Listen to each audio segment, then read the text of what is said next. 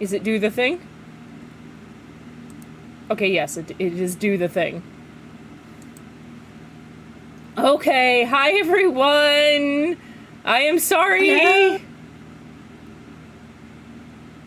Oh, hello. Hello, I am the burden in this case. So, before we all decide on something to listen to and just vibe with while I draw, y'all want to hear the story of why my life is a fucking tire fire?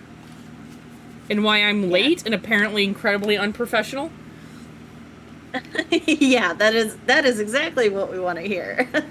So, I got my hair cut today because it's so god fucking damn, like, nard sweatingly hot out that my psoriasis cannot bear to be under my thick hair anymore. But the problem is because my natural hair color is a very unappealing brownish red. Unfortunately, the brown is not very fun. Where I got my hair cut, the roots, all the blonde got cut off on like the buzzed part of my head. And so I have this weird two-tone thing going. And I wouldn't mind it so much if I liked the shade of brown that it was. So I have to dye my hair before I go to work tomorrow, otherwise I'm going to look like an ass clown. But I left myself plenty of time to do it. And I had like 20 minutes left to rinse my hair before showtime, which more than enough time. It doesn't take me anything more than like 10 minutes to rinse my hair, get dried off, and get set up here. I went to go rinse my hair, because what I do is I dye it bleach blonde, very, very blonde, and there was a problem with the shower. I have I have bleach in my hair, so I can't just go, oh, well, I'll rinse it out after the show, because I can't leave bleach on my head for essentially at that point, it would be like almost 3 hours. It would have been like 3.5 hours at that point. 2.5 hours, and you can't do that. That's a recipe to make your hair fall out. So I had to fix the shower with my big dick energy. Then rinse my hair out, get dried off, get dressed, get my fucking shit set up here, and get to work. So, I'm gonna have to take a ding on my attendance, May. Okay. This can come up on my mid-year report. Okay. Okay. But with that said, we were thinking that we can, what would you all like to listen to while I draw? I like to draw with music or podcasts or things like that running in the background. So we can do podcasts or music. What would you like? I was suggesting that we were going to listen to a documentary and try to commentate in the background. Oh, that's fun. I like that idea. Unless you would rather do music, if that's easier for you. Both are fine for me for drawing, so it actually comes down to what the chat would like.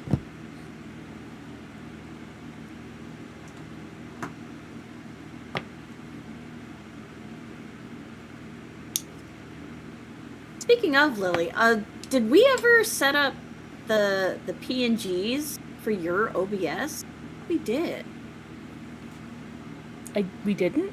Oh, wait, do I have them? Hang on. Wait. You know what it is? We never updated them with there they are. Oh, yeah, it's still Chucklefuck time. Oh, there we go. Yeah, we can just be birds tonight. Yeah, we can just be Chucklefucks tonight. It's fine. It's fine. Yeah. Bird. Fuck. Yes. Okay, let's see. So how do we want to do this?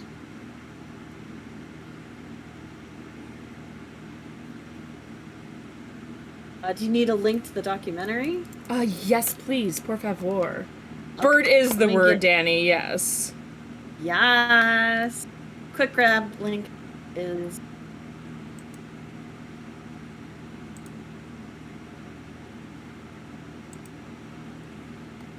There it is. Please load Discord. I know, laptop. I know. It's a struggle. I know, sweet baby. What the fuck? Oh, I remember that now. Okay, never mind.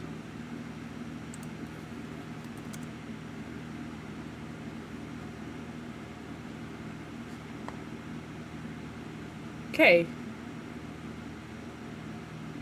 This film was made possible Can by you hear it? backers on Indiegogo. If you missed the campaign but would still like to contribute, check the description below. And now, It's please enjoy very, our very featured quiet. presentation. Okay. This is good. This is a learning opportunity. The very first rock concert I ever went to was in the summer of 1981 at Disneyland. How's that? That sounds good. Okay. At that point, I'd been going Okay, to we are just going to Disneyland about rewind every- so everyone can hear. This film was made possible by our incredible backers on Indiegogo. If you missed the campaign but would still like to contribute, check So the description this is below. Disney's And forgotten now, sci-fi please rock enjoy band. Our featured A presentation. full documentary. Actually, can you give me a countdown so that I can be at the same time that you are? Oh, that's right. Okay. Oh! You know What? what would be a good idea? What? Is to have a counter in the middle so that people can, if they want to watch the documentary, Oh. watch the documentary. They can. Oh, can they not hear it from my audio or No, but they if they can- want to watch it visually? Yeah, visually. Yeah. How do I do countdown? Let's see. Sorry, It guys. would probably just be. It'll just be 2 seconds. Let's see. I am learning new things. Look at me expand and become more powerful every day. Probably. I am Mushroom Chernabog.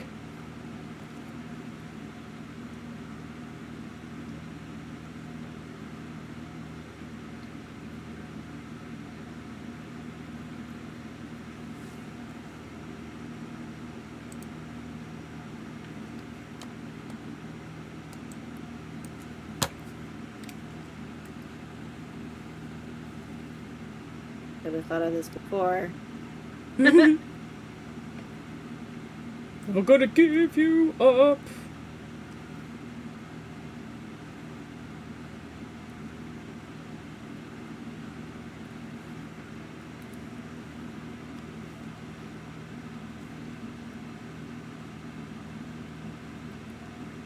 Holy.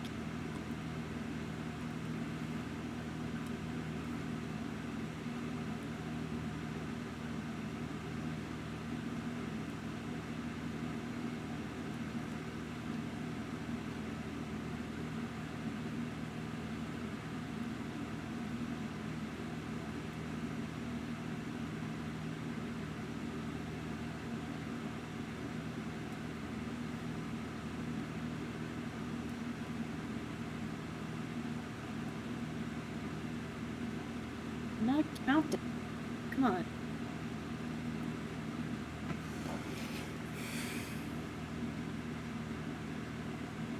This might be something.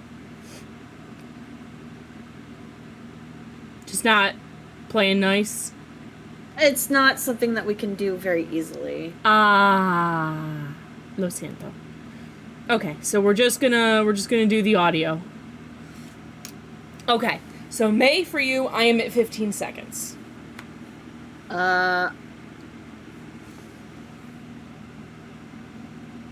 And just let me 15 know. seconds.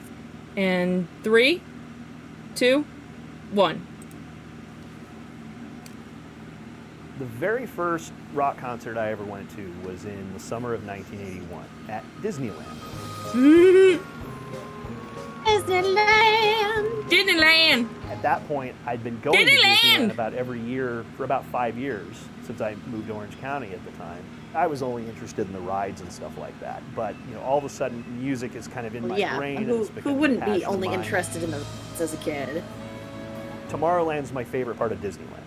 If I could just retire and live there, I thought of that when I was 12 years old. Like, I want to live in Tomorrowland. Disney's like, June or Danny's July here like, of yes, you've picked a 1981, good I was at documentary for me Disneyland, tonight. just enjoying a day with friends. We were walking around Tomorrowland and we see these posters for this Star Wars-esque rock band called Helix. And I convinced my friend's dad, hey, we got to come back here in the afternoon to watch this show. So we went and did our Disneyland day, and we come back at the time that they were going to hit the stage, got dead center seats in the middle of the venue, and had our minds collectively blown by this rock band that was playing at the space stage beneath Space Mountain. Ladies and gentlemen, Helix.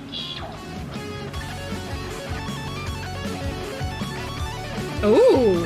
Ooh, I like this riff. Yeah, okay. I'm down for this. Oh, I think this is the intro for Defunct Land, so it's composed. Yeah, it is. They always, Defunct Land always has really good music. Jesus, I like Defunct Land. Why? Why do you always have such bangers? He'd never starve in Tomorrowland. Yeah, you're right, Danny.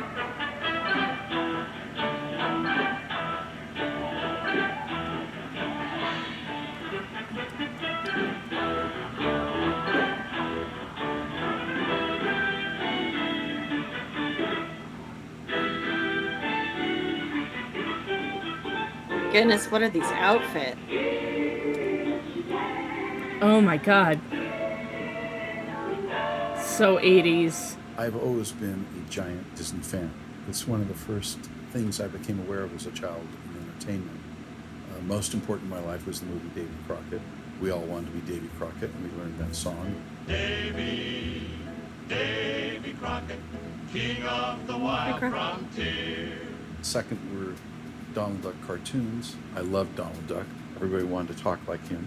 In second grade, I would trace pictures of Donald Duck and pretend that I drew them and sell them to my friends. If I could work for a company that combined creativity with business, which I just started taking business classes in Sure, college, I can do that. That would be ideal. So I cold called Disney, and I was thrilled to get the job at Disneyland Marketing. That's how I got in the door. Well, Disney Records had come into being with Davy Crockett, surprisingly, and a close friend of Roy Disney Sr. was interested in a record company, and so he started a record company inside of Disney. And they had good success with Davy Crockett, and then they didn't have much until Mary Poppins came along and had another big success. But each year, I was told, when he would walk into the room for sort of annual review, they'd say, well, how much money did you lose for us this year? Not fun. I had come from working in a recording studio. I had produced records, so I kind of knew my way around a little bit. One day, the word was out, they fired the head of the record company. And then I heard the really bad news is that some other guy who I didn't even know of, never heard of before, was being moved over there. He was in consumer products. And so I went, well, that's it. And then the phone rang. And it was that guy. And he said, you know, I'd like to meet you. The chairman of the board said I should meet you, that maybe you'd be a good person for me to have and run the creative end of the music. He gave me tons of freedom, and I was off in the record business. One of the things in my background was sort of radio theater.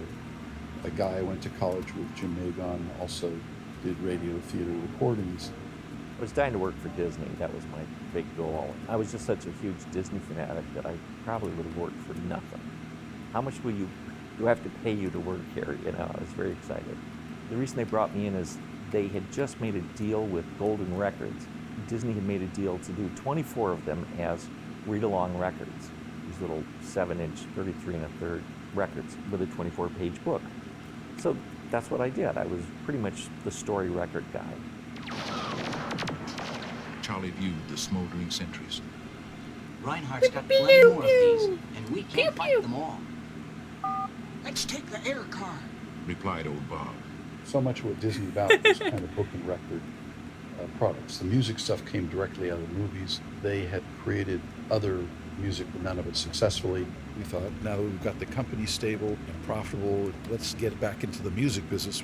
Basically, a good record company is music. We have to find a way to get back to music. What would be a way to get there as a first step?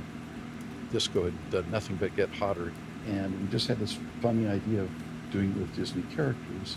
So Disco we did the disco thing, record, but Mickey get- Mouse Disco, and it seemed to be well received, but we sold 80,000 records, and that's not a hit. Bob King, who was really in the motion picture marketing division, he heard it and he came over and said, look, would you let me cut some footage to this? I think I could make a short that we could put in theaters before a movie that would be just so great, so cool. So he got together with one of the head editors, Edward Polo. Bob King came back with this clip that he'd put together, and it was fantastic. Mickey Mouse Disco. Mickey Mouse Disco. Get funky. Get funky, Mr. Mousy. Get funky, get mousy. They're long ads running from a minute to 2 minutes. Look, it's America's favorite mouse, all grown up and gone disco. All grown up. Mickey's always been an adult. Exciting new 9-song album from Walt Disney Productions. We figured out, it wasn't that big a risk. You don't go nationally all at once. You went market by market, at least we did in those days. The retailers got very upset with me. If you're going to sell them directly on television, we're not going to waste our shelf space on you. So I raced around the country selling them on idea. I said, I promise you, where this plays, your sales will go up tremendously if we can stay there long enough. Well, it worked unbelievably.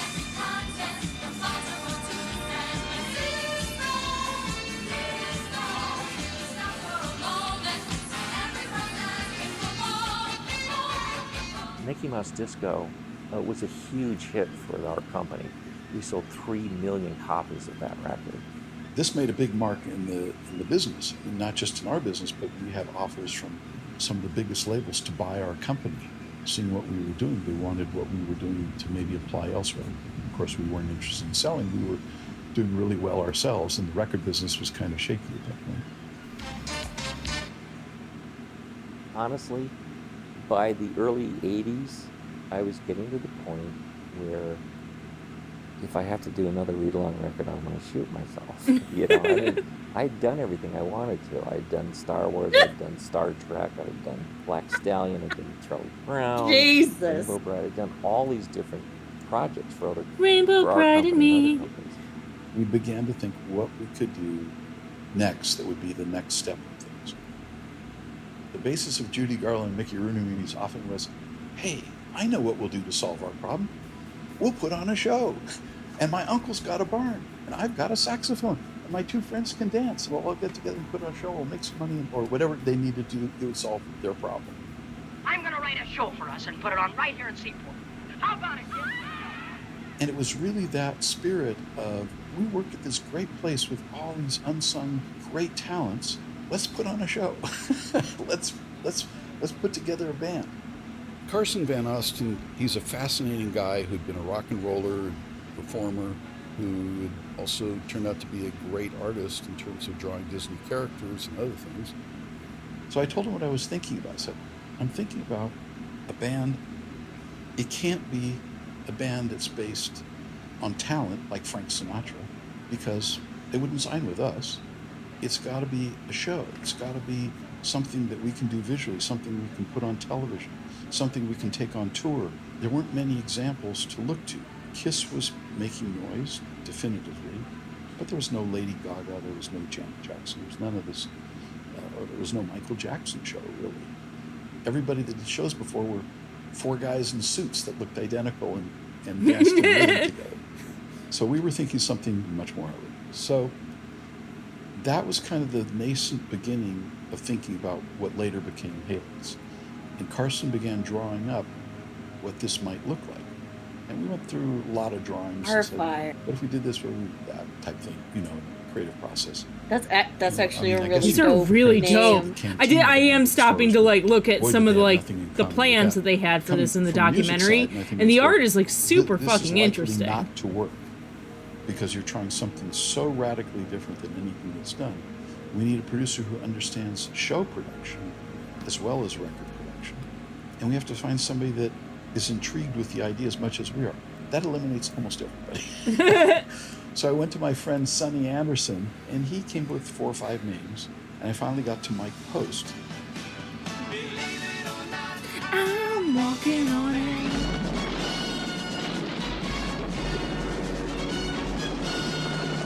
That's the 18 theme. Oh yeah. Doogie Howser. God, the 70s. The 70s, man, is so hard. Lord. Oh, then Law and Order. Okay. So my name's Mike Post. I'm a record Magnum producer. PI. I'm a Oh, yeah, there it is. composer Wow. for television shows. I don't even know when it was, but it was a long time ago. A guy named Gary Kreisel at Disney Records called me up with an idea, and the idea was Helix. All of us took a backseat to Mike Post. Gary Kreisel got a hold of Mike Post and said, this is our dilemma. We need to put together a band, and it's going to be this sort of outer spacey thing. And we don't even know what to do. Basically, he was the producer of the show. Gary had an idea, just these wild ideas about what this rock and roll band would look like. In the realm of the future, in the It's like realm some of freaking not Daft just Punk human shit. beings, but aliens and everything Yeah. that entails. Or, so how would we um, staff a rock oh, and what's roll that, band if we could choose from, not just There's another Homo band. It's an sapiens. indie band. Mike That's posted, basically no, it's no problem. We'll have auditions, this. and we'll do this, that, and the other. But basically, an ad went out in They were- Variety or Hollywood But not the Reporter, giraffes. looking for strong female singer for this rock band. We didn't say what the name of it was. We didn't say what it was for. And we rented this sound stage down in Hollywood. There was this huge line of girls lined up to audition for this. And the first girl that came in out of this long line of singers was Laura Mumford. And I remember writing down on a pad of paper, number 1, Laura looks like a punk Snow White. And that just sort of set Punk it for Snow me, White. That's what we were looking for. It's like, we needed something that looked wholesome, but also looked hip. She fit the bill, and she had I great mean, I chops. like it. She seems authentic. You don't just sing songs for effect. You sing the lyrics like they're inside of you, like you're bleeding the lyrics. I remember hearing Laura and knowing that she was perfect, because she was not Janis Joplin, but close. Close. And we both thought about it a little bit and came to the same conclusion. That's the one. We've got to design these outer spacey things, with a girl lead and whatnot. I remember looking through some magazines. Here's a picture of Susie Quattro in a leather jumpsuit, and here's some fashion things out of Time magazine, that kind of thing.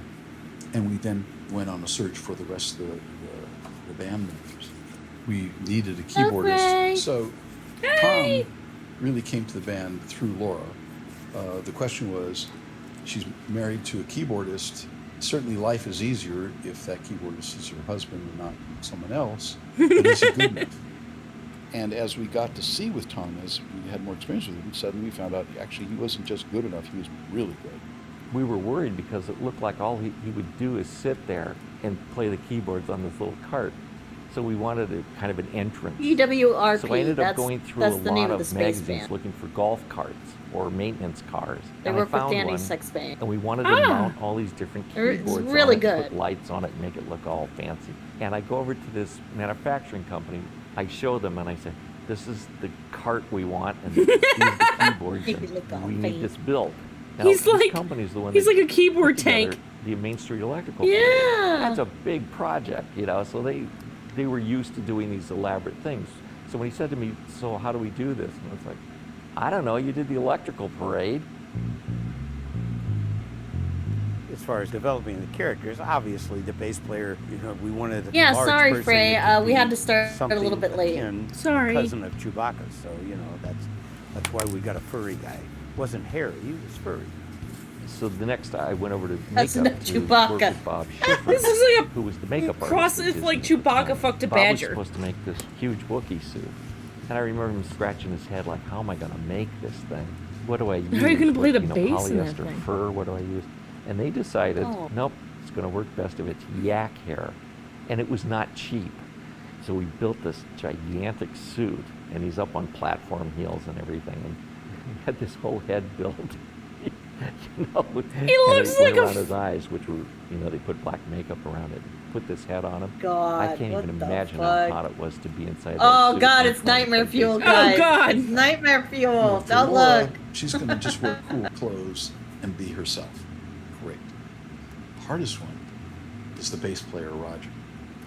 He's a good bassist, and like every artist at that period, they wanted to be cool and be themselves. we started talking. We went and saw him in the club and started talking to him.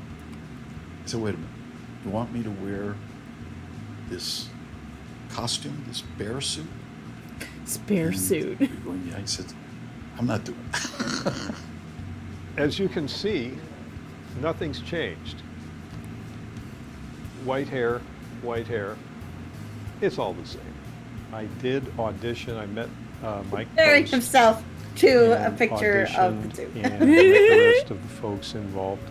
The costume was fabulous. It was well done because it was Disney. Star Wars meets rock and roll. That was the essence of it. That may have sounded, I don't know. I don't know how it sounded to people. I don't know if it sounded like it was jive, but it wasn't.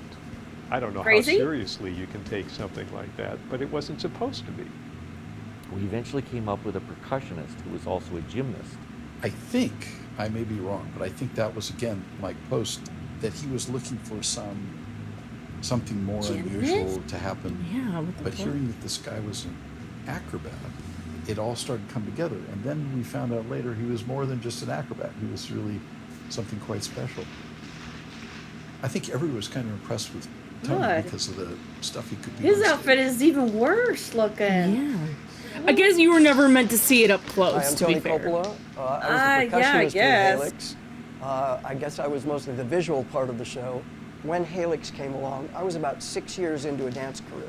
I was injured and trying to come back slowly from an injury and protect myself. I had started full-on dancing intensively for a career in 1974, and Helix came along in 1981. Oh. They talked about this character. He was an amphibian, not a full-on May, frog, but an he's so amphibian. scary. Oh, It took a while. They no. molded this latex mask, which was very, very hot, by the way. When you take it off, it smelled pretty bad. As well as the mask, there was like a hood and a burlap. Oh, almost God. like a cape and a hood. Like Oh, imagine druid going down in your amphibian basement and seeing that. Oh, no. You know, live in a my character was creepypasta. called Creepypasta Waag, shit. W-A-A-G, as in polywog. So I assume my wife's name would have been Polly. They wanted to call this little froggy guy a wog, and it's Right, like hold you on. can't call him that. It's a derogatory term. In Oh. Great Britain. You can't call him a Anyone who's wog. color Cute, but- is a wog. And I guess it didn't stick, but they didn't really have a name for my character that I remember after that. I was just so excited to get the backup part. I actually, secretly, of course, I wanted to get the lead, but I knew in my heart that they chose somebody a little bit more experienced for heading up a band like that. So Laura was awesome, and our voices blended well, and we got to pick out all these cool World War II and World War I pins and badges and stars and things, so that we could decorate our little, warrior space girl outfits. We went to a club, and I don't know how we got there. I think we were going there to see Roger, but we were both impressed with Brian. Okay, right before Helix, I was playing in a band called, I was playing with a girl singer named Rainey, and Roger got me involved with Helix. Told me I got this job, this new job coming up with this band at Disneyland, and they're looking for a drummer. And he told me he talked to Mike Post, Brady, I didn't. who was And? going to produce the band. And so Mike Post came out one day, saw us, and liked it. And the rest is history there. I can't remember how we found Bruce. I just remember that the moment we saw him, we all just said yes. That guy is just what we would be looking for. My involvement with Helix was I was the guitar player, songwriter of the group. I just heard Helix was looking for guitar players. I grew up with great guitar players, so all of them were out for the gig. The audition process gave me a tape, had to learn it. They probably wanted a visual kind of guitar player that was exciting on stage, so I wouldn't have done it if I had to wear the thing like Tomla. And I wouldn't have been a Wookiee bear, and I wouldn't have been a friggin' percussion player as a frog. I didn't like the first costume they gave me. Oh, I God.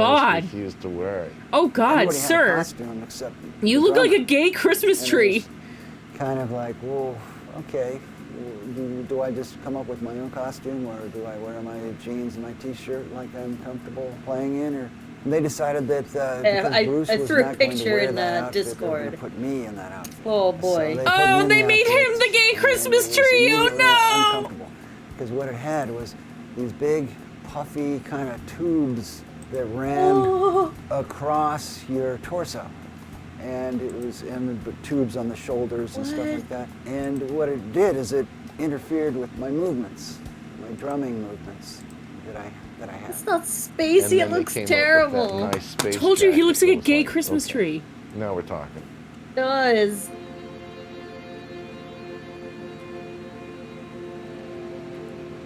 Not that all Christmas trees don't look at least a little gay. Danny is so entertained. We were very Are you not forthright entertained? in the hiring process. We said, look, this is the gimmick here. This is what we're doing. You know, you're going to be wearing some crazy stuff here. It's kind of silly, but who knows? And again, I was cosplaying. Look, some people I may didn't enjoy care. it. It wasn't. I gonna would have hurt enjoyed this anything as a that I kid. did outside of the band because nobody would know I was in the band. So it really was the thing of let's put on a show. We have some of the best costumers, best makeup people, best choreographers, and the missing link. When I thought of it, I said, wait a minute, Disneyland.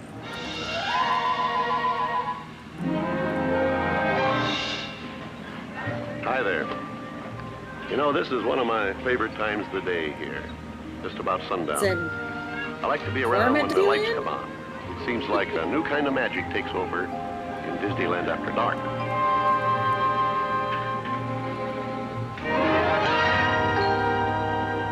Basically, there were numerous stages around the park, and the park was always looking for some band to be on that stage, perform for a half an hour, and then disappear, and then people were supposed to sort of gravitate toward the next show on the next stage. Say, while you're in Tomorrowland, I suggest you take in our band over there. Don't say maybe, whoa, yeah, yeah. Come along and dance with me. Roll up the rug. Oh my.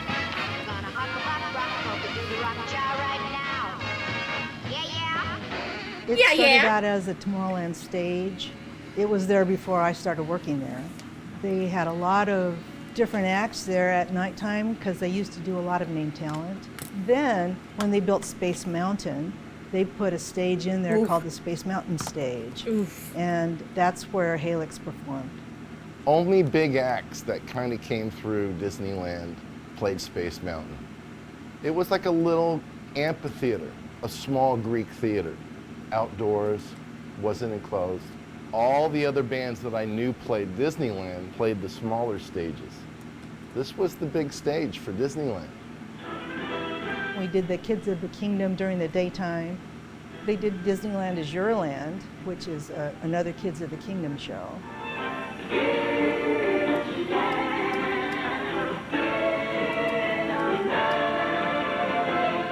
Disneyland didn't like the idea at all. What, an unknown act when we can have these sort of bands that are known in Orange County and everybody likes? It's a big risk, and I got it. Because a band needs time to play together, to get together, to perform together, to find themselves. The Beatles did it in Liverpool, playing crummy dance halls 10,000 times. We didn't have quite that luxury. We were still facing our biggest challenge, music. I felt that at some point, the music and the image and the idea of what they were had to find meaning in a unified way. I'm Bambi Moe, and February 9th, 1981, I started a new job at Disney. I was a copyright assistant in music publishing, and I was trying to find songs, songwriters. But since there was no guidebook on how to put together a rock band, you know, we all found out through trial and error.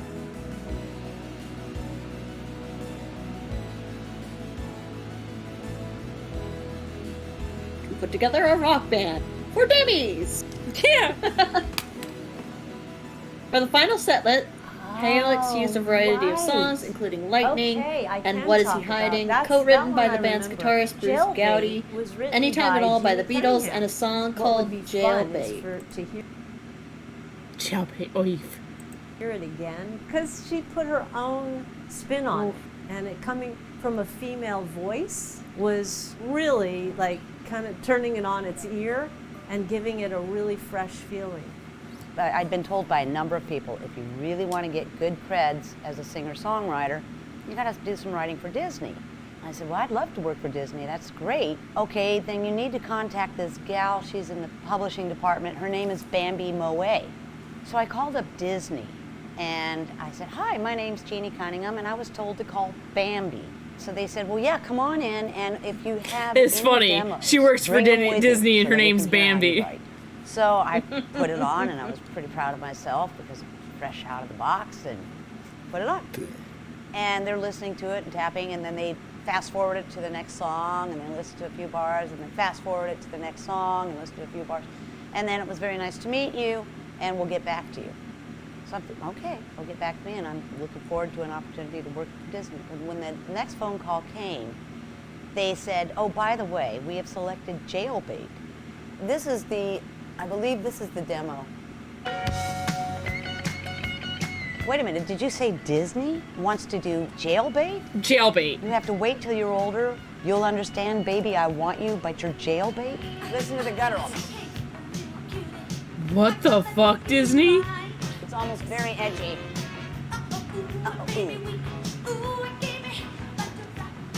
They had just done this thing back then, which is probably why Jailbait was all over the place during the 70s, is they had just created a law that said if you're over the age of 18 and you're dating somebody younger than 18, you're in the risk of dating jailbait. And then the part we all know, sing along!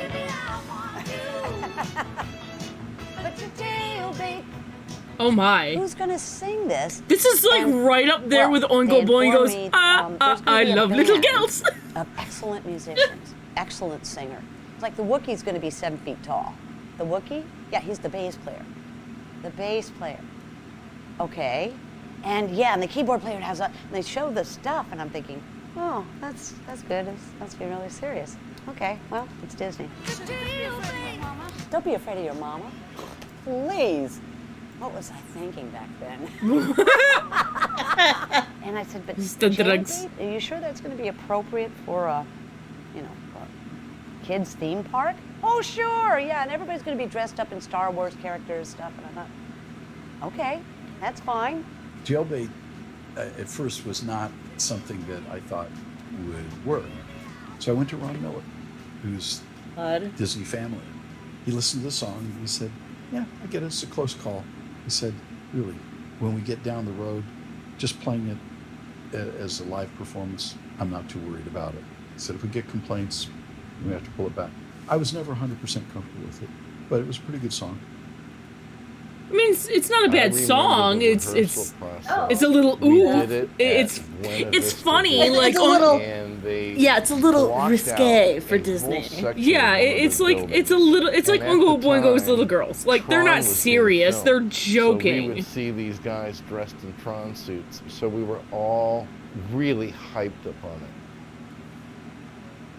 Even finding a name was hard. That came pretty late in the whole experience. I think we called the band Strike.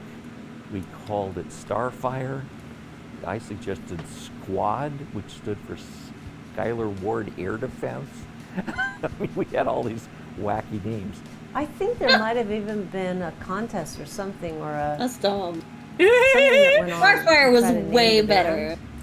Yeah, but we don't know if maybe Marvel had copyright on it or something. Yeah, those days, but the ones that did of the Helix thing. Probably did. No, and I don't even know how they arrived at the name Helix. I never heard how they arrived at that name. No one else big was fan with the name Helix. I don't even know what Helix means. It doesn't mean anything, Does I'm it sure. mean something? Do you guys ever hear of that? I hated it. What the is a Helix? What in the is a Helix? Okay. I mean, kiss my Helix or suck my Helix? I don't know what it is. I mean, I don't know. I'm sorry. Do you remember any of the other names that they went through beforehand, or no? No, but they had to be equally stupid. This guy's vicious. Holy cow! I just remember we wanted to make this band look as legit as possible, and so we got a movie poster artist to do this beautiful Oh yeah, I gotta see the painting poster. of the Jesus, band the poster's coming to amazing. Disneyland summer '81. It looked impressive. Oh, It looked yeah, like that is something was dope. going on. You better not miss it. Well, I'm sure everybody was a little nervous because it was totally different than anything we had done at the stage before.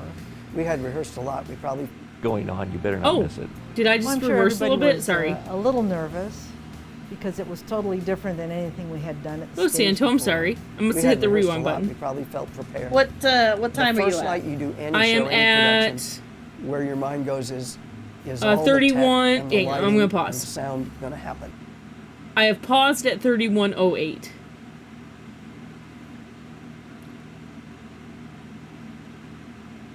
All right, I am at 31:08. Okay, 3, 2, 1.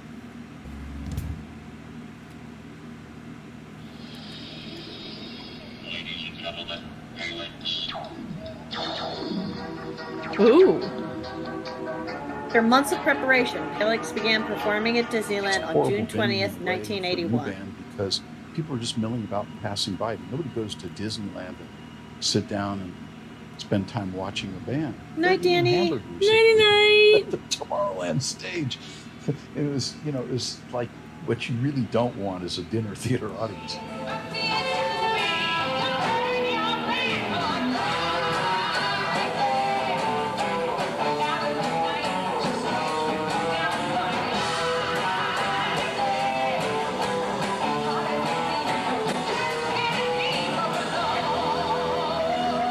Helix had this logo that was kind of like wings. It had an H in the middle for Helix. That was the logo that was in lights behind them on the stage. We had some special effects stuff. I had a laser light that was strapped on the back of the neck of my bass, and I would shoot the light out at the audience, and they really liked that. That is so cool.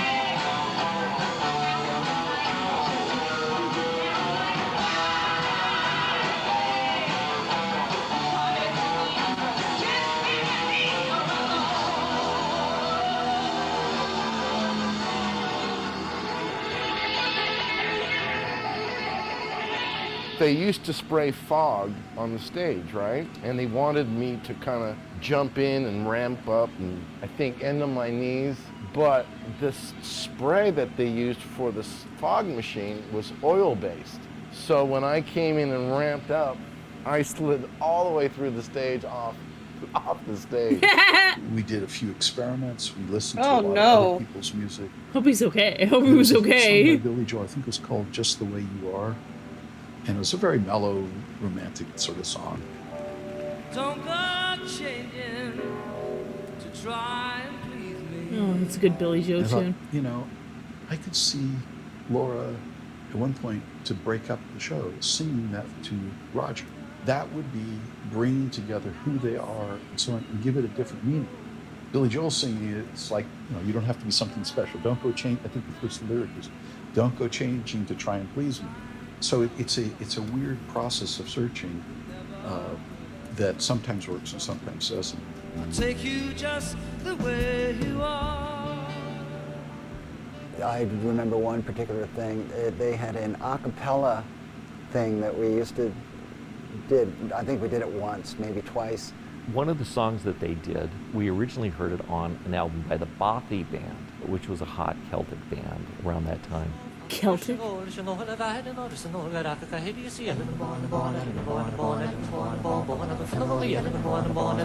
Yeah, I know this song. And the band learned it, and they sang it in harmony. I remember the first time I went out to do it, I got the key wrong, so I was the one guy singing in the key, and everybody else was in the right key, so it sounded very, very strange. So they did a noble attempt at doing it, and it was, it did not work. It's After an that old one really Irish. horrible faux pas, they took it out of the show, which I was thankful for. Then I get a phone call from either Bambi or Gary or Tom, and they said, so we're opening over at Space Mountain. Do you want to come? And I said, sure, I'd love to see this. I mean, come on, who doesn't want to see a 7-foot Wookiee playing bass? Yeah. And your song, I can hardly wait. So I decided to take a friend of mine with me. We're sitting there, and I'm listening to this whole thing, and we're watching them, and watching kids screaming and having a great time, and I think, well, this is good, this is good. And I'm observing the lead vocalist, and I'm already starting to process, how is she going to do Jailbait? Because the way that the lead vocalist sounded, it sounded as if she had been properly trained. Her breathing was proper. Everything about her, enunciation, everything was very proper. And the thing about Jailbait is it's very guttural. It's like, uh-oh, ooh, it's meant to be done like that. All of a sudden, a new song starts. Do-do-do-do. That is Jailbait. Oh my goodness, it is Jailbait. And so I'm listening to it, and the band sounds great. They're kicking it, they're kicking it. And then Laura starts to sing. I'd say, hey, little sugar, don't wanna see you tonight. Uh-oh, you made me weak. Ooh, you give me butterflies. Oh no. And so I'm hearing, oh, they've changed my words. How dare they? And she's not going with the guttural attacks on everything. So meanwhile, out of the corner of my eyes, I'm seeing the publishing department leaning forward to see what's the reaction. And Bernadette goes, start tapping your feet, smile, smile. I go, why? Why? She said, smile, they're looking at you. I go, okay, okay. Tapping my feet, trying to get it going. It sucks. It sucks.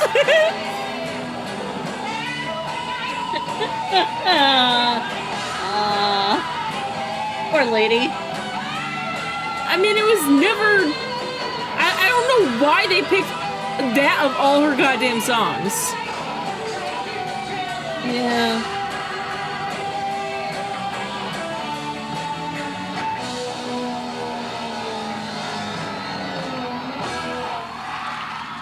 Good. We were good. I mean, we didn't crash and burn.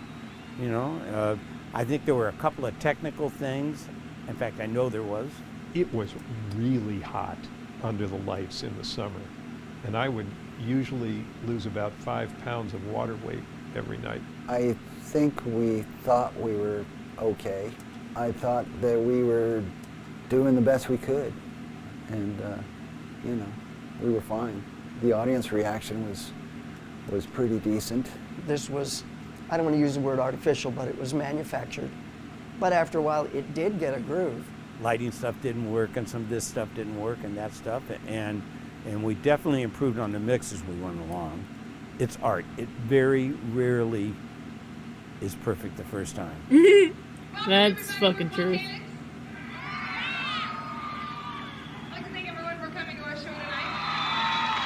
We're going to finish up with a song written by our guitar player, Chris Galley. She did a very good job, but I think that first night she might have been nervous, whatever. So I just hated it. And then I listened to newer versions of Laura's performance, and I thought, yeah, she nailed it.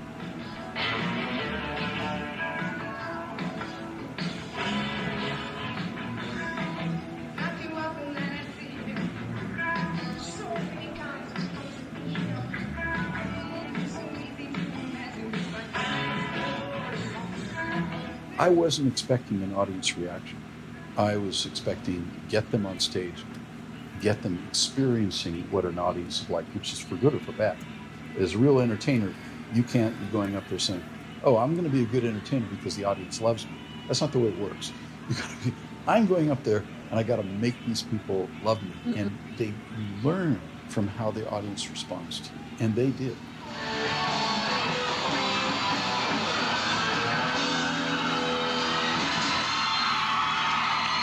Unlike live streaming, if you think about it. Yeah. You know, you kind of got to see how it works, see how the audience responds, and just, you know, grow from it. Sure about these long-haired people because they didn't allow long. We're rock and rollers. We were employees of the park. We're rock stars. But it was a show. I do remember that there was some tension, and I think we thought I already that was have the rock star hair, apparently, after all my fucking efforts today. Hey, there it is. It was just, that was our characters that we were playing in the Disneyland world. We were the long hair rock band. I had to sign a contract, and I was the first guy to perform with long hair at Disneyland. So I was stopped by the security guards because my hair was shoulder-length hair. And they go, we're going to kick you out. It's like, no. I'm playing Space Mountain. Shut up. I'm playing Space Mountain. Shut up.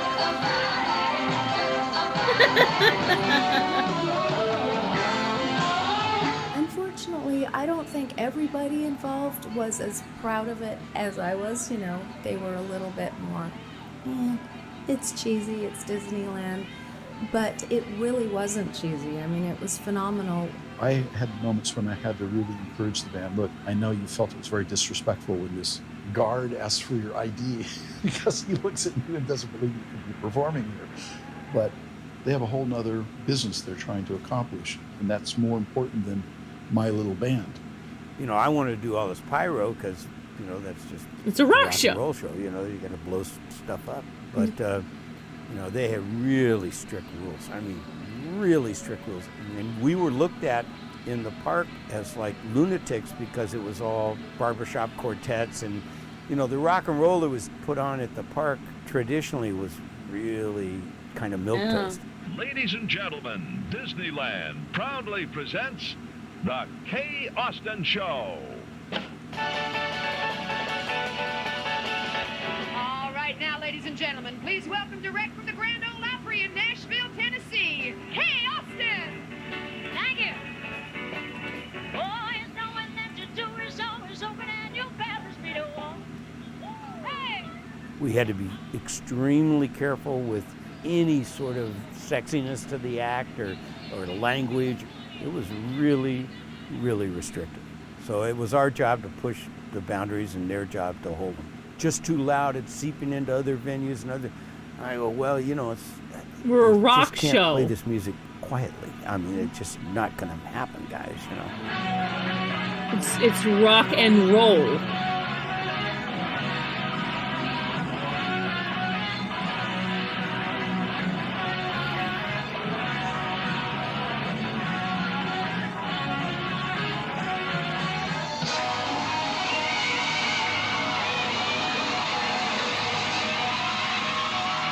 Oh, it's too loud, it's disrupting other shows. It's rock and roll. Yeah.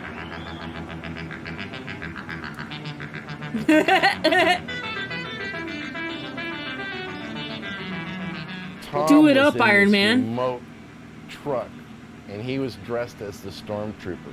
He had a sequencer that programmed all these sequence notes, and he could solo over it, and really impressive. And that added a whole other layer to the overall look, feel, design of the band. I mean, that's actually really fun. Yeah.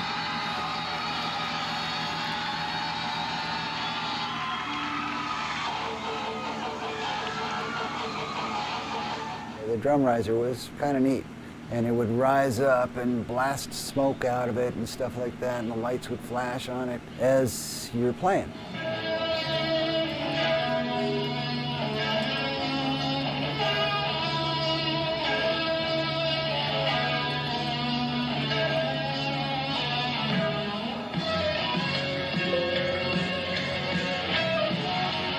The one thing I didn't like about it was that it wobbled, it jiggled. So I tried to keep my movements, my enjoyment of playing drums to a minimum because it would jiggle the entire stage, the entire light, which in turn would jiggle the cymbals, which in turn would jiggle the drums, which in turn would throw everything off a little bit, and it made it harder. Oh.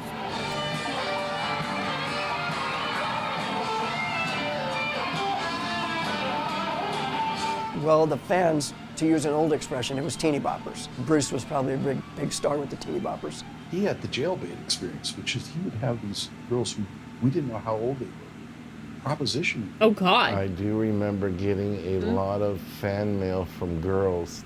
My girlfriend at the time just hated it. These are literal children, ma'am. Scouty was just this really good-looking. I remember he had like long dark hair and just a great smile. He was really handsome.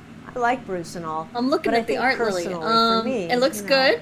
I kind of saw my myself only as complaint a is peer, you know. Can we make the so heart? I thought the guys in the band were cute. Fatter? Fatter, sure. If I remember correctly, Bruce would do some of the stuff where he'd come over and we'd lean against each other while he was playing a solo and that kind of stuff. Everything that a proper rock and roll band would do at the time.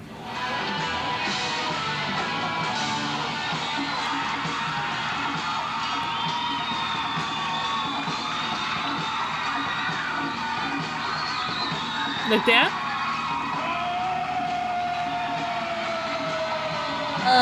He does have a solo in the thing, but you can see him just Maybe working stretch it fretboard. down? He's having a great time at it, but he sounded great. He was a real player's player. Like that? Yes. How do I explain? And lo and behold, he was a babe man. There were a lot of girls who wanted to meet the guy. In the It feels dress like it needs to be because he was closer so together. cool.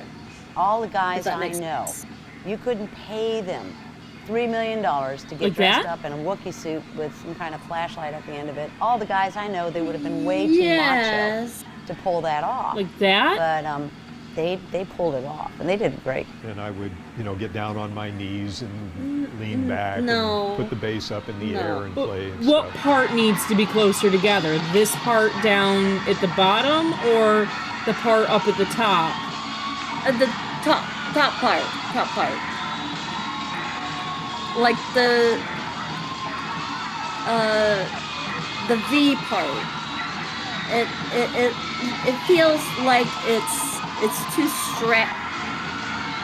it's too wide. Like it looks too.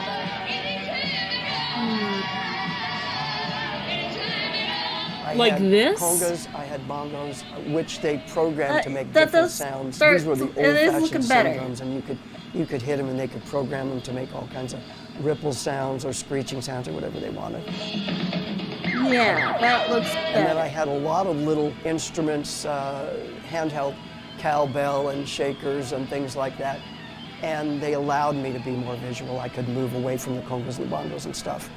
The venue, the Yeah, Space Theater, that's better. I think was perfect for this group. We had just enough room for the number of bodies we had on stage, and there was still room for me to move around because, as I said, I was supposed to be a visual element. Roger was great. Roger was full into character from the first day of rehearsal. I think he created a lot of things about the character. People refer to that character as a Wookiee. And if you look at that costume, you can understand Yes. that. But Roger had a special name for because that we character. didn't He called it the set up Baharnath. Like it was a cross between a the bear new and something images else. for I don't know how he Lily's spelled computer. that, but I specifically remember Roger calling his character the Baharnath. And he played that character great because we were antagonistic to each other on stage, and I was supposed to bother him. He would be an annoyance, was the way we played it. He'd sort of be bouncing around and stuff, and I'd, get out of here. He would snarl and, throw his bass at me and eventually chase me around the stage, which was kind of fun. And then eventually when he chased me, I had to go up the rope and hang off and play tambourine in his face.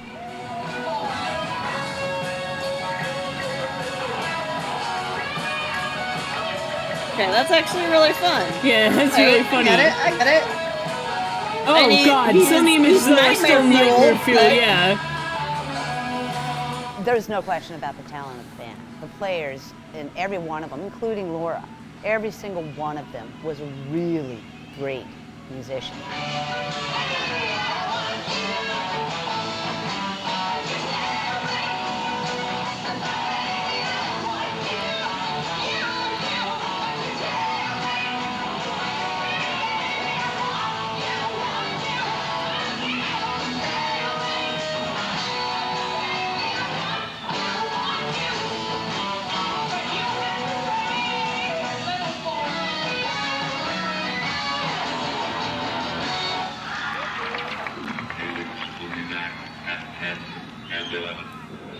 I'm looking at these shots, which are not the greatest shots, but it's like, I remember the star field looking so amazing and cool.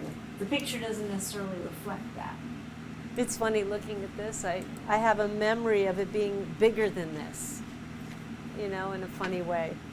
There were a lot of songs, and I'm asked about the songs, and I can't honestly remember all of them. I mean, if I heard them, I'd go, oh yeah, that's... But the one song Yeah, that I that thought looks was good, incredible Lily. was Hey There, Thank Boys. you. Hey There, Boys. Huh?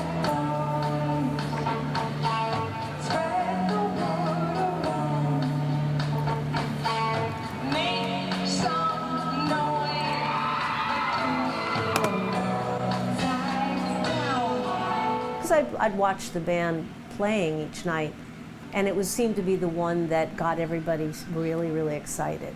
I would have made this tape to play for the bosses to see if anybody would have responded to the music, so.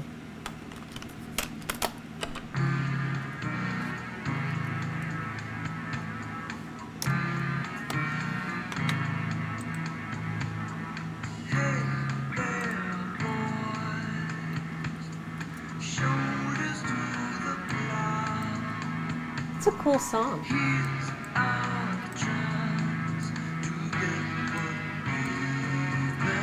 And then it builds, and then they rock out.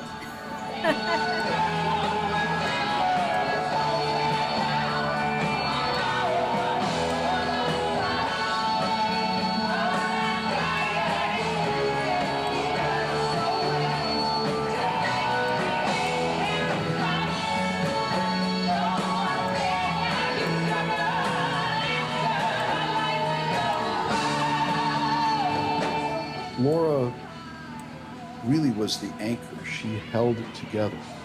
Laura sang her ass off, and what I loved is that voice really cut through. She obviously was an experienced performer. I think she really loved doing it. The audience really related to her. The audience loved her. She was really the star. No matter what anybody else in the band, it was really about Laura.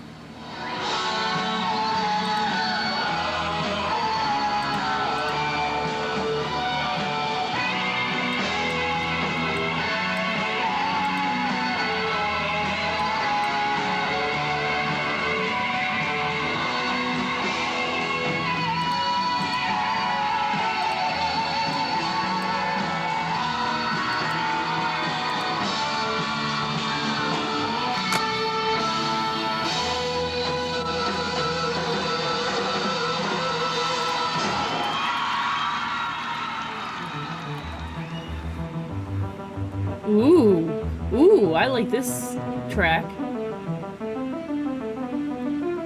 Oh yeah, okay. I'm down for this. Yeah. My name is Tommy Miller. I was the keyboardist in Halix and the husband of Laura Mumford, the lead singer. Bob.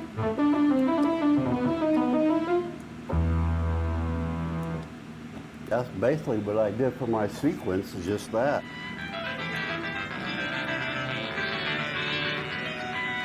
This is a monophonic, so you can only play one note at a time. So if you play another one, it cancels out the other one.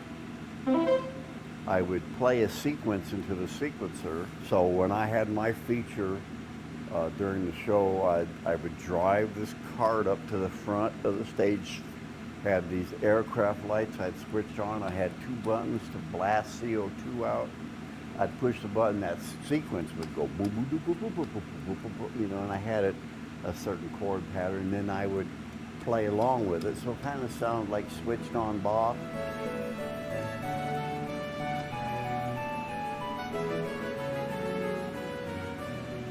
One night I sequenced the thing, and everything was cool, and then when I drove up there, did all the lights thing, when I pushed the sequencer button, it went haywire.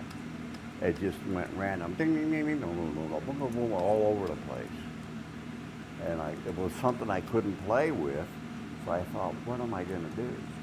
So I started, because I looked kind of like a robot, I started doing these erratic robot things, like I was having technical difficulties. And I just went, and then I turned it off and went, bah, and they pulled me back and we started the next song. And that was the end of it. I was like, oh crap, on the break they're gonna yell at me. I was worried I was in trouble. But whatever. But whatever. Laura and I were living in Buena Park. We had a band called Vixen. I think it was about 2 or 3 months into it. That's what you do when you're on stage. Yeah, you improvise. Right about that time, like when your shower fucks off. Through the U.S. military for the USO tours. She called them and they came and looked and they heard the band and they hired us, and we went to Korea, Japan. We were out about 6 months, I think, on a tour. When we were in Seoul, Korea, we were stationed out of for a while, and the consulate, I guess the American consulate building, We were walking around, we found it, we went in there, and there was a line of American soldiers getting married to Korean woman, and we just got in line and we got married, and it was just a stamp, no big deal. We said, let's just get married for the hell of it, and we did, and called our parents, and hey, we're in Korea, we got married. We did. Laura was reading a newspaper, and she saw a cattle call for a girl singer, and she went up and did the audition and came home, and you know, we didn't hear nothing about it. And then a couple days later, she got a call, and they asked her to come back up to Burbank, and she came home and said she auditioned it. They would come and watch us to check Laura out. And I mean, they watched for hours, they'd watch her. And then that's when they decided, well, just bring him in on it. Yeah, there's a keyboard player already, it happens to be her husband. At first, I thought it was just going to be Laura. I had already planned to carry on with the band and get another singer and let her do what she wanted to do. But, you know, I guess I was lucky that I got thrown into the whole fray of it. They could have had her without me, and I would have totally been thrilled to have her go and work at Disney, you know. And Mom and Dad owned a bar, that was their business, and we'd go up there, and he would just announce to the bar, my star is here, everyone, and they had a guy on the piano that played, and he made her get up there, and I think that might have a little bit of, you know, angst on her for being pushed like that from her dad. But Laura was a total entertainer. I mean, she had the moves. She was not clumsy on stage. I've noticed that they've not interviewed Laura. He may have passed away by now. It's very sad. She wasn't that old.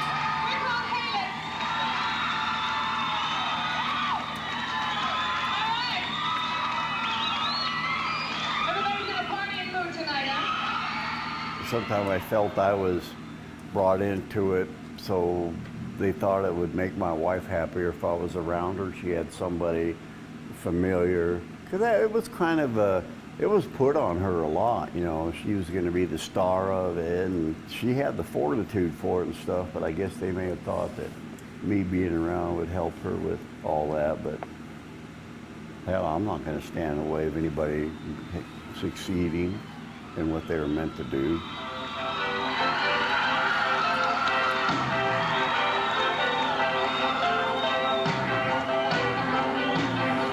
What a supportive husband. Yeah. But there was a group of kids, about 30 So, kids, that were explain there something every to me, night Lily. in the front row. Why And they were not our biggest fans. color in And we'd the go out and bigger shake hands with version them. and then Probably, make you know, how the Disney colored loves version the merchandise. smaller, I'm sure there was instead going of to be just, dolls and T-shirts or coloring the anything. smaller The only version. marketing was done We was can by try some it. fans. These kids. I just don't know if they it'll asked crash me my what computer name trying to was, compress which, it. I went by Oh, Tom Miller then, and okay. always I mean, we spelled could worry my about Tom compressing with it a later. H. And these kids took it upon themselves That- to reverse my is that- name. isn't that- to is this how we mock did the Willem, which first is one we Tom did? Miller Yes, this is backwards. exactly And they how I called did the me first Mock one. Willem, Beethoven No, from all right. space. Yeah, And because they the made first the one. It's been a while since Because we worked what on I was it. also gonna The do one that I is went just out do there and flat shake hands and colors they handed for me the like a small ones, packet of and then salt when we were stickers ready to and- make something But out of the these bigger kids were ones, I doing would this go on in their and own. recolor There them were a fair in better number detail. of folks that came Right. that would come back. So, but I would come back and do those later, and really these enjoyed need it. lower They detail. had this- Because if I do the this bigger hand ones in sign the that they appropriate did. amount of This was detail, an and then we H for can push Halix, it and down, it's going to you be know, they too would do small to this, see all and that they detail. really enjoyed it. That was Yes. the thing that I Yes. thought So was that's great why I was about it. doing it this way. Those guys hit the stage, Okey-doke. and that pretty much changed my opinion about my big favorite thing being music forever. It blew my mind. It just, my 12-year-old brain melted, because I'm sitting here basically watching Luke and Chewie rock out in Disneyland. That was the only way a 12-year-old brain could process it. The audience reaction was just crazed. They loved us and they kept coming back and back and back. And they, as I said, you know, occasionally they'd sing the top of a chorus with us. But yeah, we did feel like rock stars that summer. They were all doing these dances, like in their seats, where they all go forward together, and they danced, and you weren't supposed to dance there. And they danced in their seats every night. It was crazy, these kids. That very first time that they performed, the kids went nuts. They were screaming. You know, and we're like, wow, you know, they're really kind of speaking to an audience, a young audience. That's who we were, you know, trying to appeal to.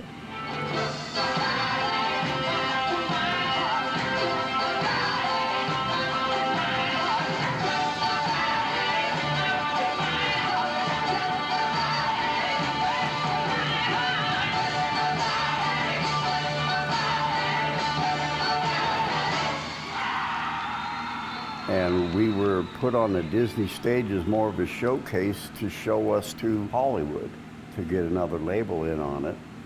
And I think every night there was Mike Post and Gary, and they would be hosts to different record label executives. And I began talking to my counterparts in other record companies because I felt like I want a legitimate record company to be their label more than Disney.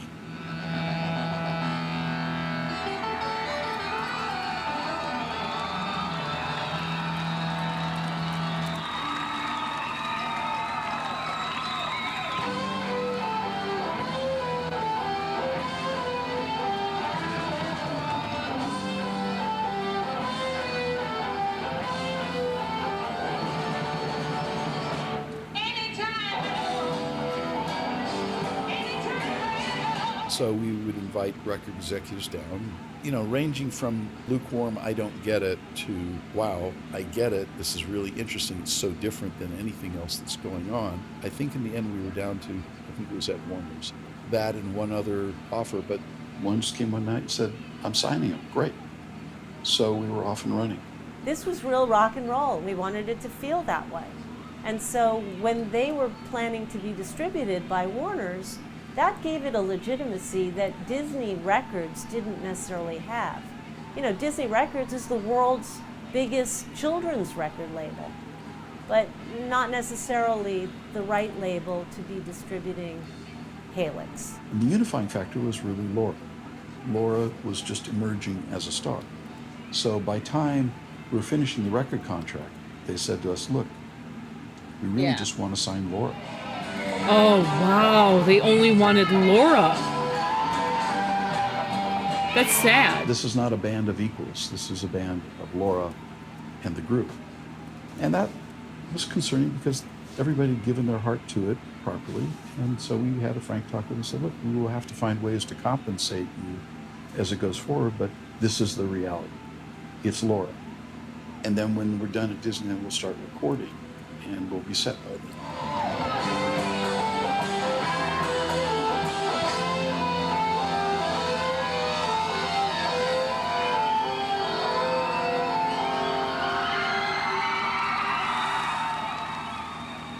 The last performance, we were all just glad it was over. that we could, it was, like I said, it was so hot and so kind of uncomfortable. He was just ready to go home. On the stage. And we were excited that, okay, now we've done our stage thing. Now we can go into the studio and make a record. I remember driving out to Chatsworth and recorded some of these things, and it was like, great, this is going to be wonderful. We went in the studio with Mike, and everything was overdubbed, so the other tracks were already laid down, and we were just there to lay down percussion tracks and stuff like that. Honestly, I thought they were amazing. I mean, it was so exciting. I just saw all this potential. So for me, I was really excited about it. It just seemed like it was only going to get better and better and better. Well, this was where their album, the first Helix album, would go. So I kind of wanted it to be, you know, in fact, I remember when I gave it to them, I said, this is not the Beatles' White Album, but with any luck, who knows? So this is kind of a treasure. Love always, Bruce Gowdy. Tom, to Bambi, keep in touch. To Bambi, thanks for sharing the beginnings. Yeah, it was. To my wonderful friend, Roger. I feel the same way. I felt that way about him. Let's hope it's not over. See you soon. You know, it sounds a little foreboding, like it wasn't going to happen. Like there might be a chance that it might not happen. And who was that from? Laura. Yeah, Laura. Meanwhile, I was investigating how we might tour, how we might promote, what could we do, how we'd get on television, all these other things. So we're finishing summer, they're stopping performing, we're still in the final throes of the record contract. We sign it, they give us the money, we've now basically broken even on everything we've done. The record company falls apart, the executive who signed us is gone, and we're dropped. How do we go forward was the tough question. How are we going to bring the record companies back in? We don't have a venue anymore. Do we stage it? And you just can't fake this kind of thing, was our conclusion. So we began to drift. My time was really becoming more and more difficult in terms of what I could devote to it. It was a giant swirl of things, and Mike tried a couple of things. I don't remember what his contacts were. I tried, but it just suddenly was like there was nothing there. Hey there, boys, spread the word around. Pardon me. Make some noise, but keep your upside down. I remember feeling horribly disappointed. I mean, when you think of all the effort and the energy and all the people involved. Mainly, I do remember feeling bad for the players and singers. I felt bad for them. They worked hard. But that's showbiz. But then just one afternoon, I got a call. That's all we got was a phone call. It was very abrupt. No explanation really of what was going on or why it was suddenly over.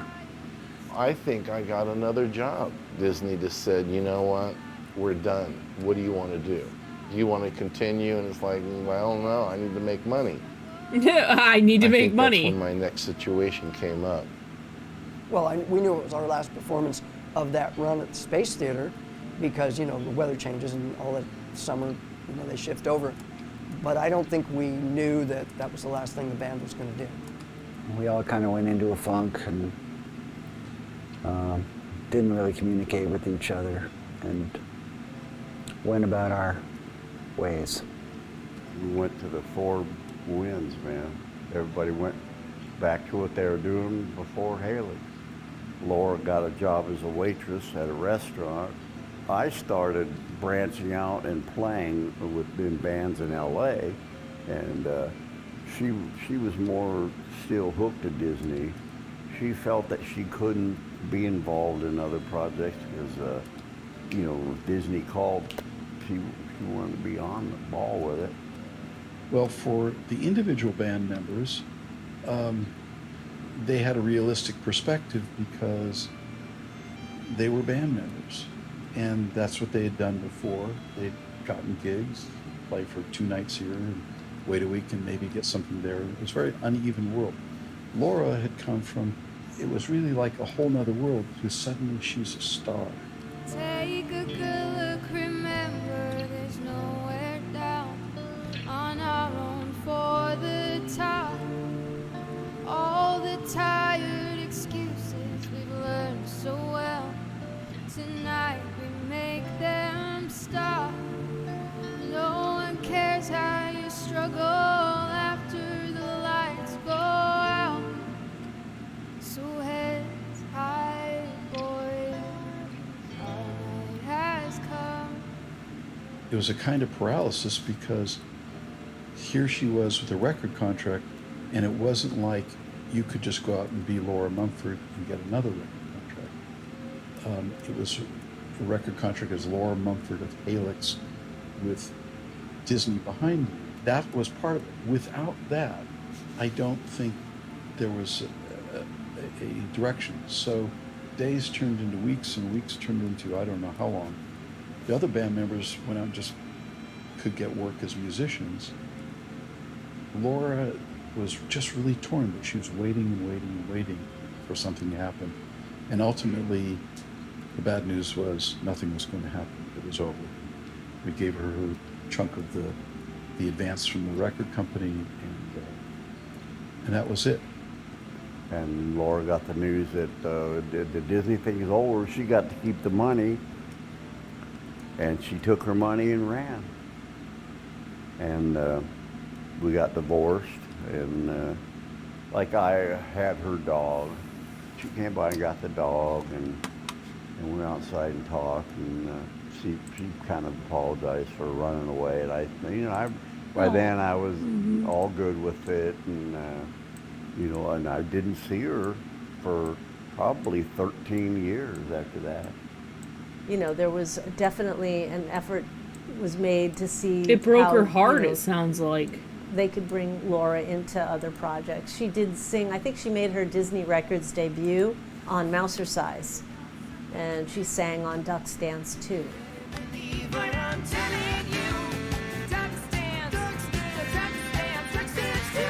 Laura doing Ducks Dance 2 doesn't necessarily promote the idea of a real rock and roll artist's career launching point, So in some ways, I don't know that that was necessarily what she was all about and what she wanted.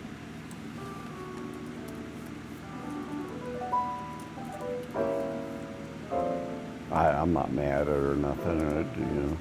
I don't blame her being pushed like that, and she was just waiting every day for that phone to ring.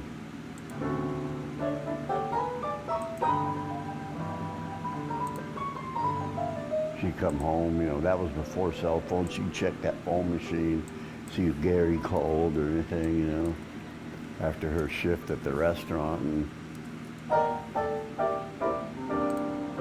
then I'd go play gigs at night and she'd be at home. I know that was frustrating for her. And it brought it to a head, so no remorse. I enjoyed the Disneyland thing overall. It was a good thing. She gave me $5,000 of the money. So that was all right, Here's $5,000, I've got to go. I think she was pretty disappointed with that whole thing.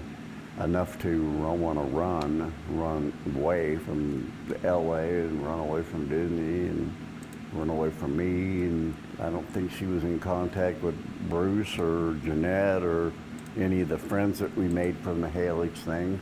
She went back to LA, back to Orange County, got in an apartment, and that was the last I heard of her.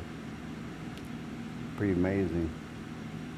And then I was looking through Facebook one day, and I saw this Facebook site, Remembrance of Laura Francine Mumford. No, she is dead. That's so sad. And I got on it, and she had passed away.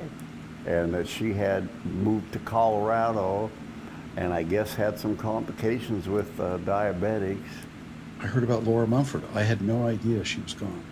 You just assume that somebody like Laura, who's so talented, will just go on and do great things. So it's very hard to hear that Laura hadn't bounced through.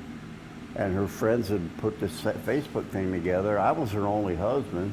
I wasn't even on it anywhere, and I didn't even know she passed away until I saw that Facebook thing. It's tragic.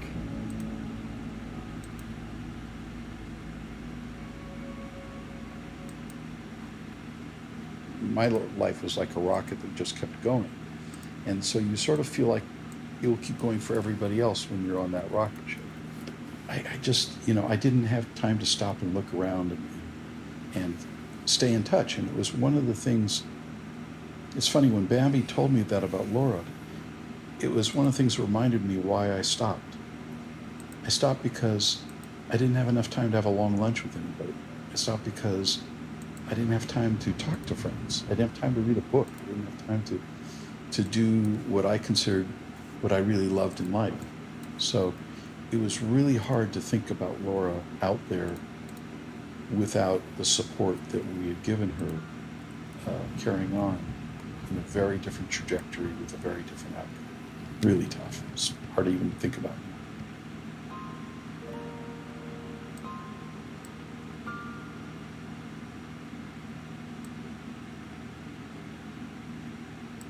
I don't know that I ever heard a completed track.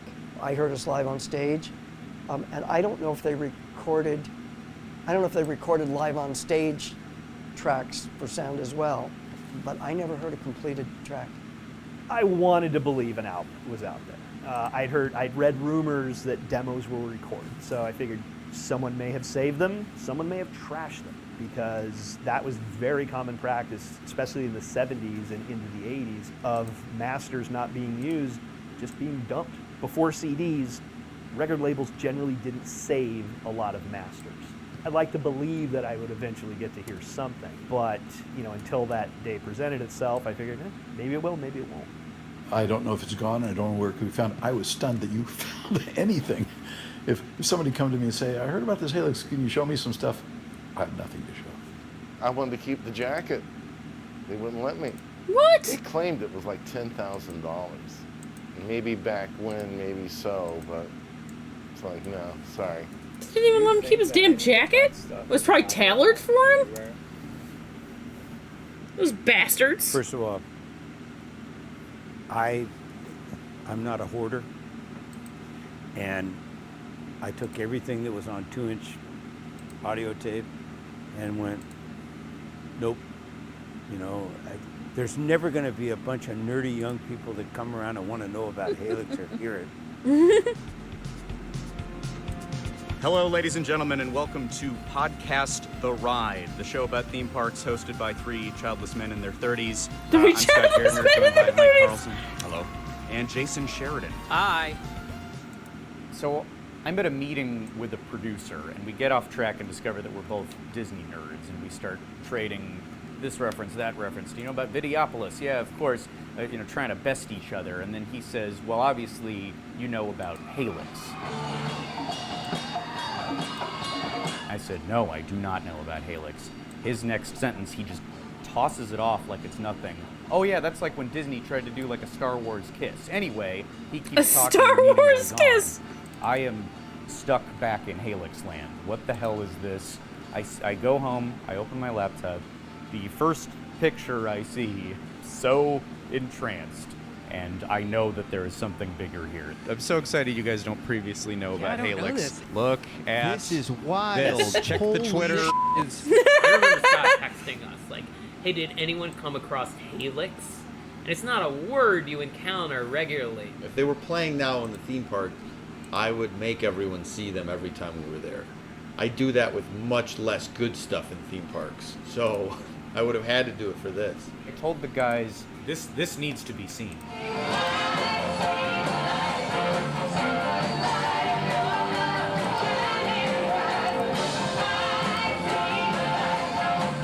A group that was only there for one summer, but those who know this band loved it. Halyx. Yes, I've seen photos of this. It's insane. Yes. Just for whatever reason, I think I was on a lunch break and I was just messing around online and I was looking at stuff, and Google serves up a picture of the poster in its images, and it was a link to eBay.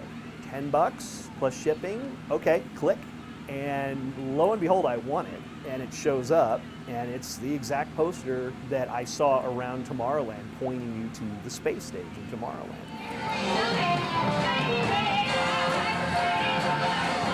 It's sort of still alive a little bit, I guess, Helix, somewhere. In some minds, we're still around. We're talking about Helix. Okay, yes. I love it. I think they're great.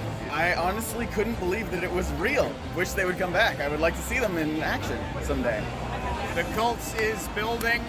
People are shouting in the streets, Helix, Helix.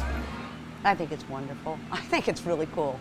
I'm just sorry that Laura's not going to be able to see it, because she was a real big part of Helix.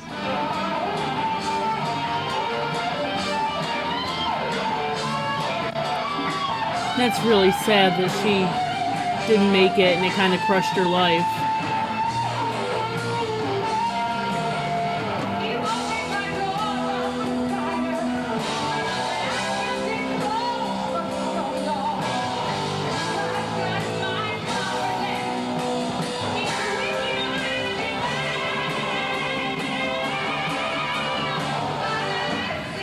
One physical piece.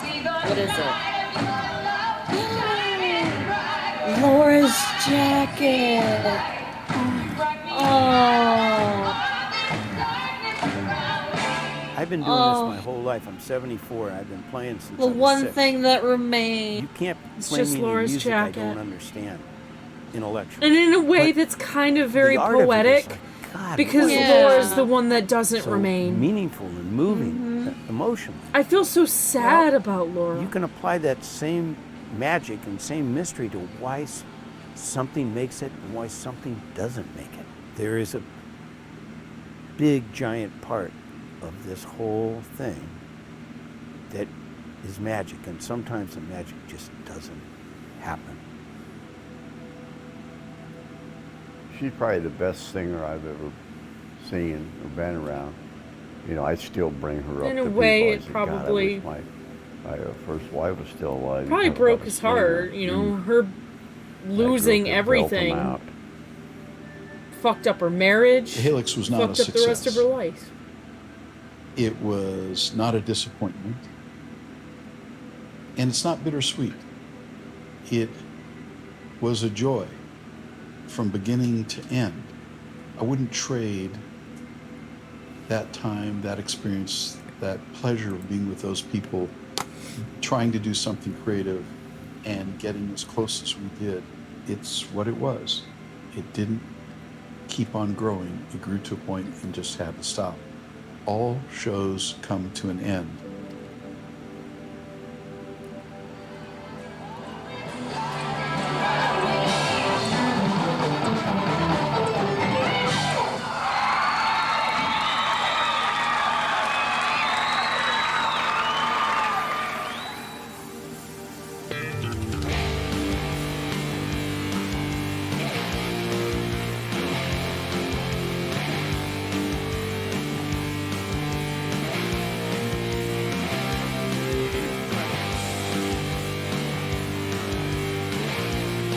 That's really cool.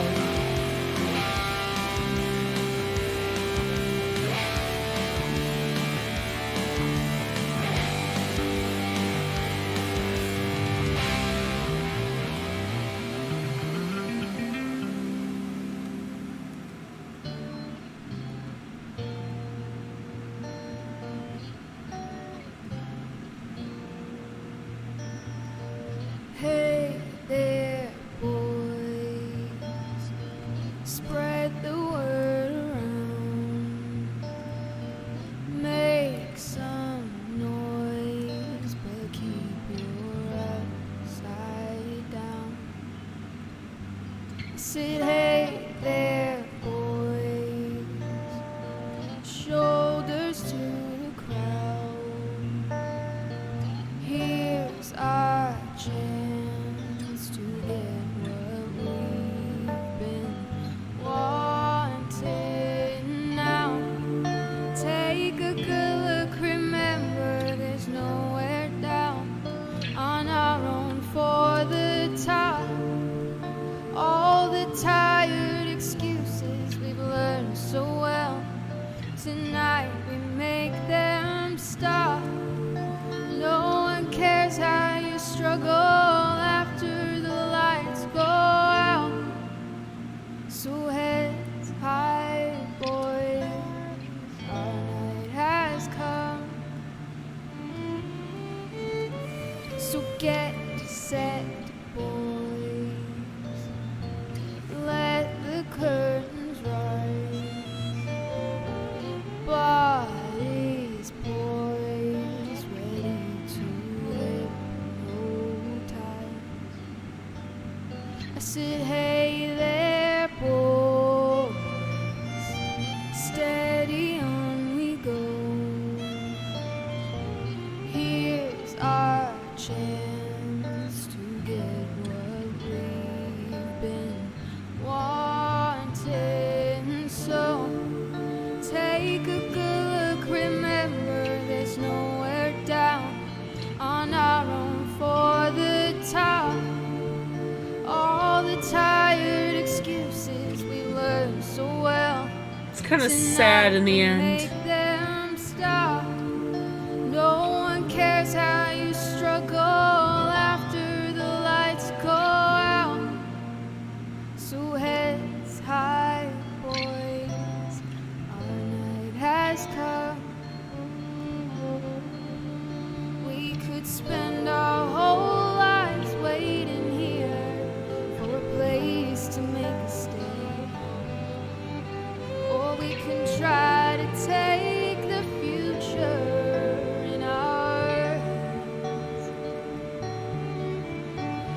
just need to make it last. Walking around like in a trance, and I won't take that chance. Take one last look, remember there's nowhere down, on our own for the top. All the tired excuses we've learned so well, tonight we make them stop. No one cares how you suffer after the lights go out. Take a deep breath, boys, and good luck to ya. Heads high, boys, our night has come.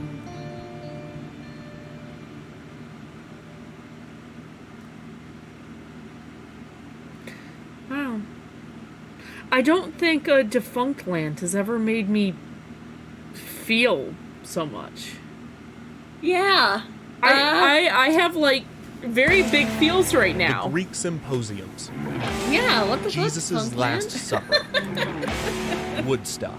All parties. Oh, sorry, that was the craziest. That started the whole next video, which was the craziest party Walt Disney ever threw. Ooh. How's everyone doing? Feeling funky fresh? Feeling... Today was a pretty chill day. Yeah. I'm very sleepy. I'm so sorry. It's okay. Why is my pointer not showing up? That's weird. Is there a button you press that hides your pointer?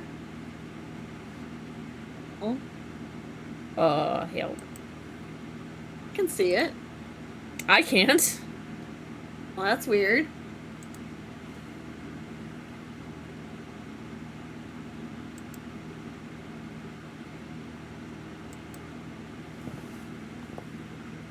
Well, if we can't get it back, maybe we just...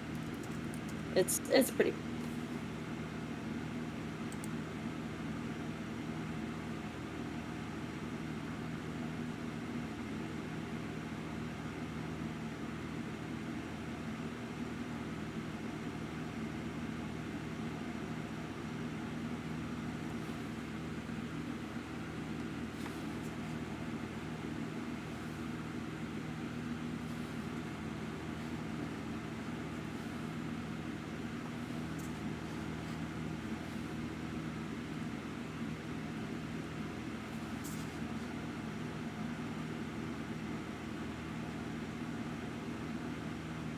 Fuck my life? Okay, hang on.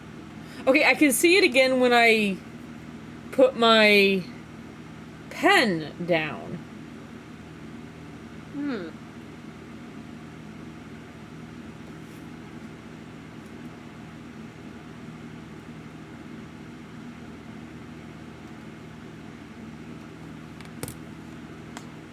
Oh, now it's back. Okay. Fuck me, I guess. Okay. Fuck me in particular. But I feel like we did pretty good. I got an entire icon done today. You did. Good job. I am so pooped now. Oh! Oh, you know what I could go for right now? What? Some of that Korean barbecue flavored instant ramen. No judge me. I like me the instant ramen. Well, why don't we stop the stream for tonight so you can get some? Yeah, let's call it. I know it's a little early, but I know we're cutting out early and I was here late, but it's a night, okay? I've been very tired, everyone. So Yeah. I really want to thank you guys for coming, despite how tired I was and how late I was. I will do better on Monday, I promise. Yeah, we want you to feel better. I want to feel better. Yeah. But we're working on that. There's a plan in action. hopefully, my family has finally seemed to notice that I am incredibly stressed out, and so they are doing what they can to try to mitigate it. So my mom has invited me to spend the rest of the week up at the farm, but I'm not being asked to do any chores. I get to just come from work, go up to the room, chill with May for an hour, and go to bed. And my parents are even letting me sleep in on my days off, and even a little bit on days I have to work. I only have to get up to just take care of myself and send myself to work. So it's been actually kind of nice. Good. Yeah. Anyway, I'm gonna kill the stream here. Thanks everyone. Thank you everyone for coming. Night, everybody. Night.